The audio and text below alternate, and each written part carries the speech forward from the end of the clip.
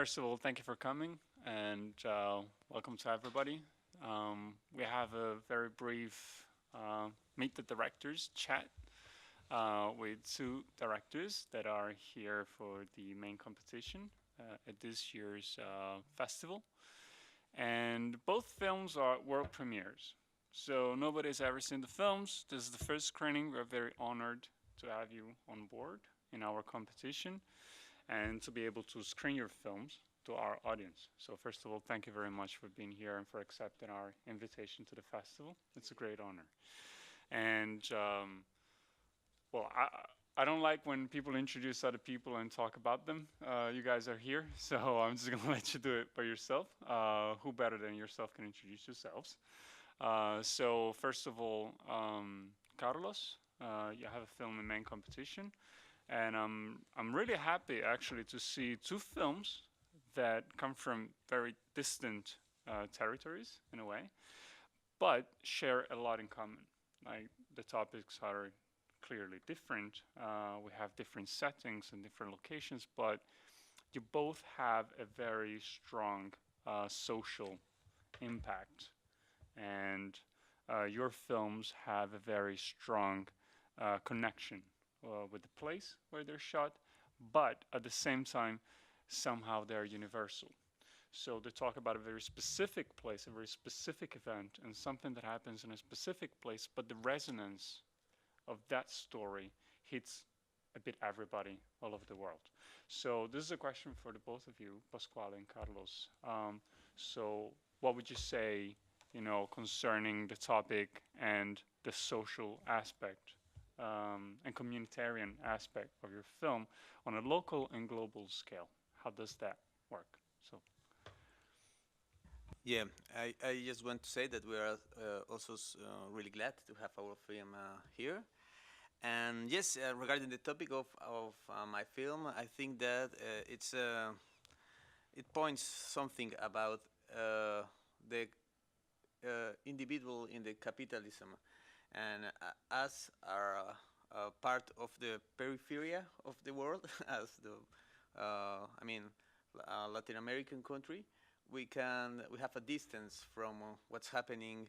In Europe or the United States. So it's something like a big question about where we are going to. So yeah, I think that's my film is really was shot in Cartagena, which is a small city in Colombia, and even for Colombians, they are not all Colombians are able to understand the kind of Spanish they are speaking. So it says a lot about how divided we are and how we're used to we choose to put some people some distance between us. so this is very interesting, the division, separation, and how capitalism influences this whole aspects and this whole radius. Pasquale, in your case, what do you think is the connection between your story and our lives in a way?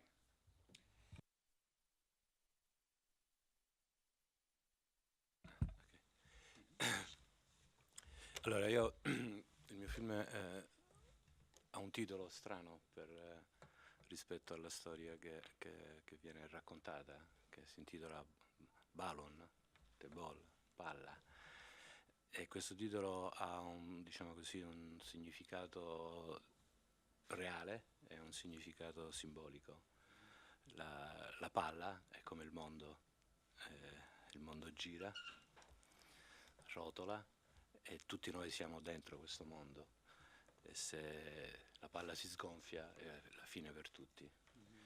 Poi l'altro significato è perché la palla, il pallone, è il gioco preferito da tutti i bambini del mondo. Non c'è un bambino al mondo che non ami giocare a calcio, e questo sia nei paesi ricchi, sia nei paesi poveri, sia in Africa, e quindi il pallone è un oggetto che in questo villaggio dell'Africa dove abbiamo girato il film è un oggetto raro, che quando il pallone si sgonfia il bambino cerca di aggiustarlo, ma nel frattempo succede la tragedia che poi raccontiamo nel film.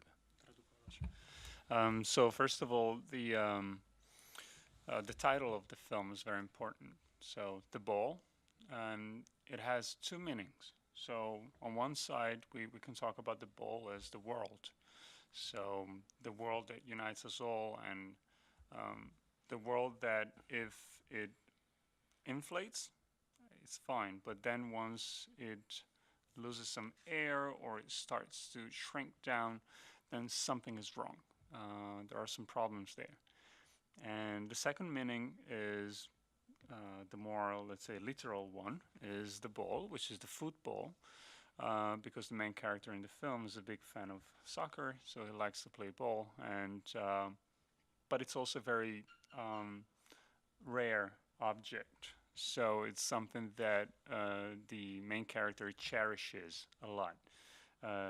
It's not easy to find, so at the same time, it's a very precious object and a very valuable one, and the same meaning. If the ball loses the air, the game is over. Il mio film in realtà è un film che è contro qualcosa, ma è anche per qualcosa.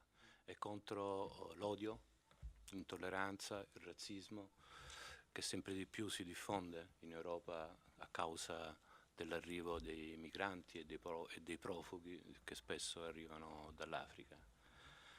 Ma è anche un film a favore di qualcosa, cioè perché è un film che vuole cercare di sviluppare e di far conoscere cosa è veramente l'Africa oggi. So the film is pro and against something. First of all, it's against racism, against discrimination, and against intolerance, which are, let's say, these are some, unfortunately, feelings and sentiments that are coming up more and more. They're boiling a little bit, especially now that we have the so-called migrant crisis, or the issue with immigration in Europe. So these are feelings that are boiling very strongly right now in Europe, and this film goes against all these kind of things. But it's also a film pro something, and in this case the film wants to introduce the continent to the people. It wants to show the continent in its most, let's say, natural form, and fight against the stereotypical vision that we just introduced. Io sono andato in Africa e ho voluto fare questo film proprio perché mi vorrei rivolgere a tutti quelli che hanno paura, per far capire che non c'è niente da avere paura, non c'è da spaventarsi guardando negli occhi questi bambini, questi ragazzi che arrivano sulle nostre coste. Non dobbiamo avere paura, ma forse loro sono la nostra salvezza anche. So the main reason why the director Pasquale went to the African continent is because he wanted to show firsthand that there's no reason to fear these people, there's no reason to fear the migrants or the children, and to just look them into their eyes and realize that there's nothing to be afraid of, and to show this also through his film. And on a similar way, I mean, when it comes also to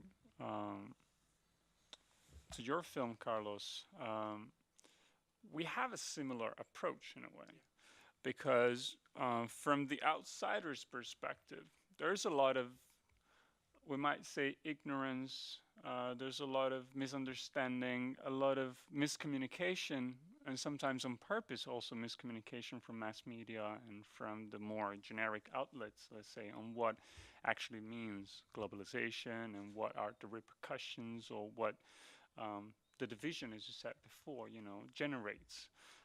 So what was your approach when you wanted to deal with the subject, and where does these, let's say, where does your preparation come from, and how did you build up to actually going to shoot the film there and get the recognition from the community to actually be there and shoot and film?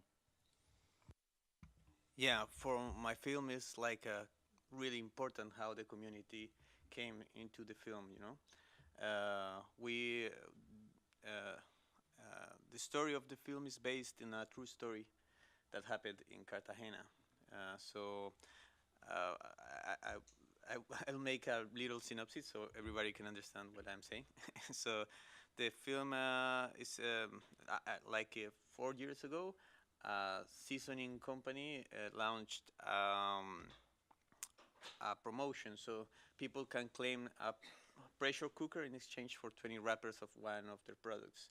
So the people start to line up like 24 hours before. So suddenly it was like like 20,000 people waiting the whole day. Cartagena is a really hot city, so the heat was like enormous, and suddenly they didn't receive their prize. So we decided to portray this situation, this lack of sense of how people decide to wait to get something. I mean, to feel they are winning something because they have never had a chance to win something. And on the other hand, Cartagena is like a touristic place in Colombia because it's near to the beach. We have the film festival going on there, and but it's so racist because it's like most of the people of Cartagena, they are Afro-American Colombians, Afro-Colombians. So, but they live like in the periphery of the city. Some of them didn't go to the beach because it's it's impossible. There are no ways to go in there. So I wanted to portray this sound of this periphery, and also how let's say if you go there, you'll feel like you're in a different country. And perhaps some of the comments I have received from the film is that you feel that you're in Africa because how it works, how the music, how the people communicate with themselves. So for me, as I'm a white Colombian, so I'm so strange in Colombia, and it's just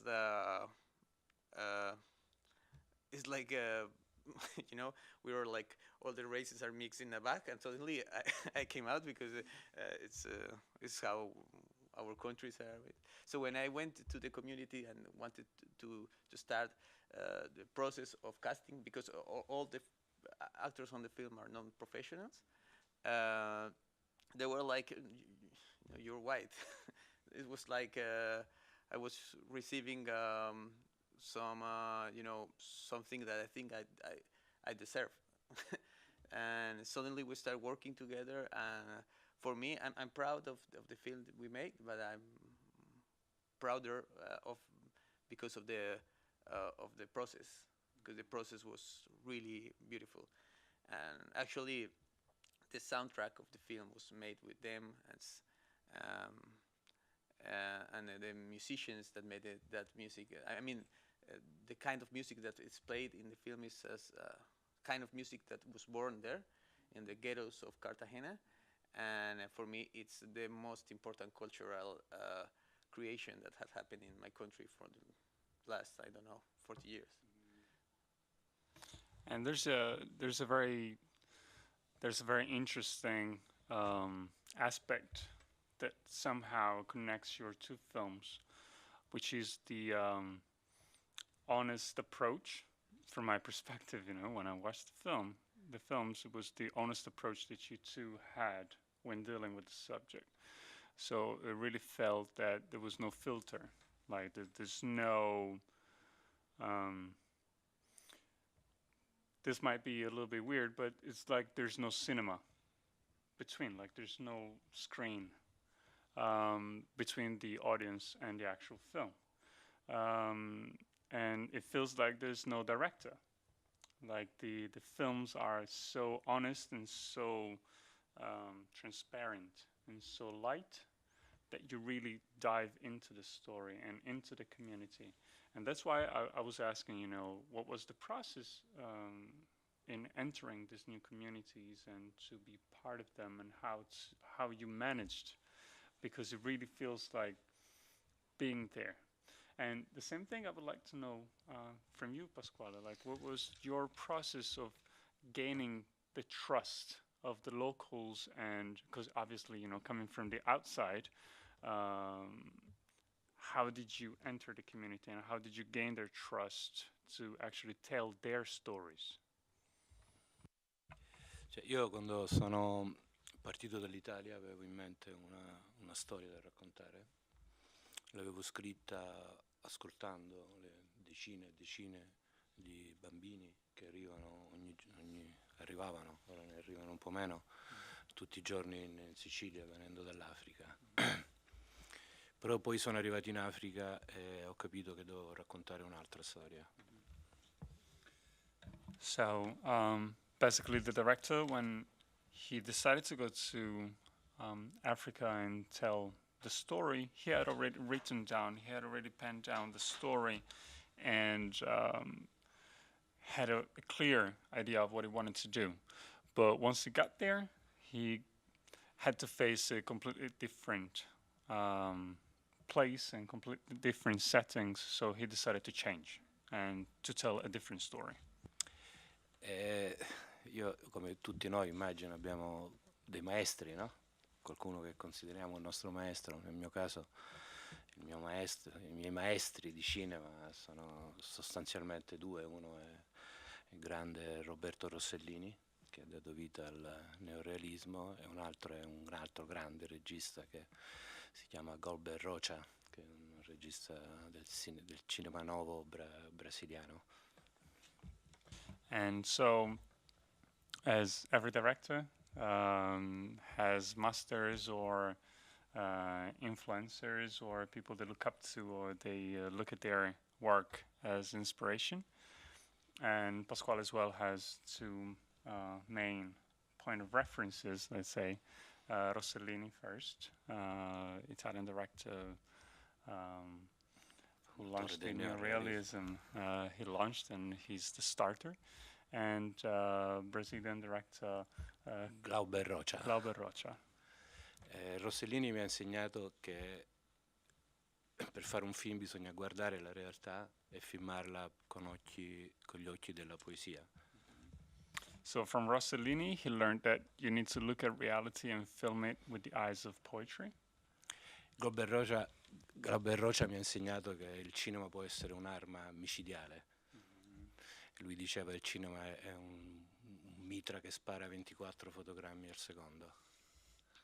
And Rocha said that cinema is like a shotgun that shoots 24 frames per second, so it could be a lethal weapon. Per cui con questa idea nella testa sono andato lì e quando ho conosciuto la realtà di questo villaggio della Sierra Leone dove abbiamo girato il film, che si chiama Roccia e Mende, ho capito che quella realtà era piena di poesia e nei loro volti, nei volti delle persone che vivevano in quella realtà c'era questa carica rivoluzionaria di denuncia delle cose. So once he actually got to the place where he wanted to shoot, he realized that the village where they shot the film in the end was full of poetry, and they also were charged up with energy, and not just poetry but also a lot of energy and strength. E la cosa che più mi ha spinto a fare questo film è vedere la paura che c'è in Europa quando nei confronti di questi ragazzi che arrivano dall'Africa. And the main catalyzer, the main motive for the director to shoot the film was the fear that he can see in Europe, and the fear of these kids, of these children, of these people.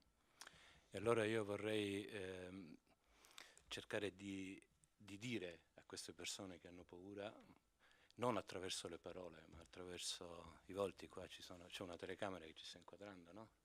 Allora qua ci sono questi due bambini, venite qua un attimo. Vieni. Girati verso là, girati. Look la telecamera. Ok. Possono tornare qua. Ecco, quello che io voglio dire è com'è possibile, le avete visti? Avete visto le loro facce? avete visto i loro sorrisi, avete visto il loro modo di... Com'è possibile avere paura di questi bambini? So once he actually got there and got to meet the people and greet them and see them with his own eyes, his main goal was to actually show, as we just saw, like these are the two protagonists, like the main characters of the film. And if you just look into their eyes, how is it possible to fear them or to be afraid of anything? They're super cute, so that makes no sense. Com'è possibile avere paura delle persone che vedrete, per chi vedrà il film, degli adulti, dei vecchi, delle donne che vivono in questi villaggi, che sono le stesse identiche persone poi che vediamo arrivare coi barconi qui da noi. So when you will see the film, because you will see the film, please go and watch it.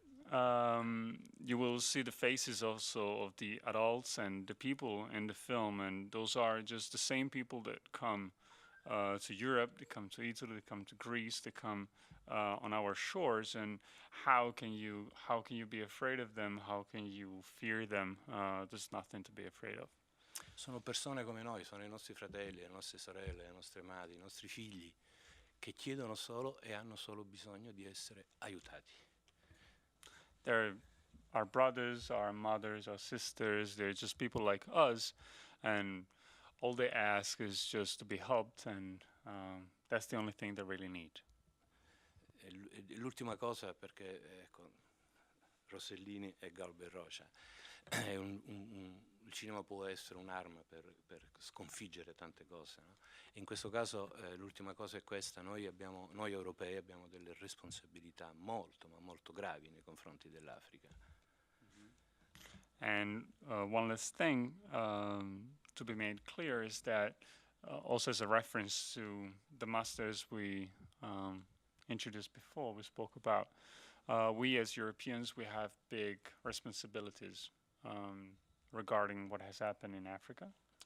Per secoli abbiamo sfruttato le loro ricchezze, per secoli li abbiamo venduti come schiavi nelle Americhe e poi li abbiamo lasciati soli. Quindi oggi più che mai c'è bisogno di aprire gli occhi sull'Africa e cercare di capire in che modo possiamo aiutare l'Africa, perché le responsabilità della situazione di povertà, di miseria, di guerre, di crisi economiche, di siccità, delle persone che muoiono perché non hanno di che mangiare, la maggior parte delle responsabilità è nostra, di noi europei. So for centuries we exploited their resources and impoverished them, and we still are doing it. We sold them as slaves, we enslaved them, we sold them as slaves, treat them like goods to be sold and acquired. And the responsibilities are ours. So the main responsibilities for the situation that is happening right now in Africa, in the whole continent, not just a couple countries, but the consequences are mostly from, let's say, of the Europeans. So it is very much needed that we take responsibility and we take actions and we do our part. Ecco, l'ultima cosa e poi concludo, nel film non c'è una sola parola di denuncia, non c'è una sola parola in cui si accusa qualcuno. Il film è proprio perché manca di una dimensione politica detta, è un film, è forse il mio film più politico. Il film io l'ho voluto fare con gli occhi appunto che mi ha insegnato Rossellini, con gli occhi della poesia, perché nella poesia c'è dentro la carica diciamo così, di comunicazione, c'è la carica politica, c'è la carica che non è detta nel film, ma che io spero che chi vede il film possa capire, che possa intuire. So one last thing on the stylistic approach and the personal director's decision also, which comes from Rossellini, is that the film is not strictly political, like it misses the political side. So there's no j'accuse, there's no direct attack at anybody, but exactly for this reason is probably the most political film that Pasquale has ever done. And so it's lacking this, but it's using it as the approach, the poetic approach from Rossellini. And that's what really charges the film with the meaning, and then as an outcome with the political meaning that it should have. But on the same level, I noticed that, for example, Carlos, also your film is not, let's say you don't have the explicit approach of pointing fingers, or it really feels like you're just telling a story and we are just there witnessing things as they happen and being part of the people. So from your perspective, what was the approach? And I don't want to ask for the intention, because the audience will see. They will watch the film and it'll be very clear. But what was your approach in this? Yes, I wanted to portray this story from the point of view of one person. So for me, that's so important that we can make a zoom on all this crowd and select just one person. And I wanted to have this main character being a person that didn't want to have the cooker. So that's someone that's there because he has to, not because he wants to. So I think that from this perspective, you can find some beauty on this scene. You can film some tenderness with the character and with the context that's behind around him, and also I wanted it to be like a little story. I didn't want it to be like a big. So I think that with this character, and I'm proud of that. I think that we made that. You can have some. You feel related with his feelings, and even though you're not in the same situation. So I want that was. I think that for me, I choose to portray this situation not from the context, but from the character. And I think that's why the film suddenly has these beautiful moments when you feel drama or comedy, and you feel how relationships are born. So that was how I approached. I mean, I thought that I was like portraying a big line, yeah, like drawing. So what would I choose? And I said I choose what the point of view of this guy. Also because some things, because he's like 19 years old, and if you go to Cartagena, you'll find lots of young men like him that are just wasting time because there are not job opportunities. There's no future. So Colombian film director Victor Gaviria once said that Colombia is like a big fridge full of really tasty food that's getting rotten because nobody wants to eat them. So I think this is a really good point. And that's something that I wanted to bring up because it's something I see in common in your films. Like, you both speak about generational issues because once again, they might be, related to specific territories or places, but their stories are universal and they touch us, touch everybody in one way or another. But you chose to do it by telling the stories of individual characters and not the big picture. So I think that's also a very powerful thing that resonates with the viewer.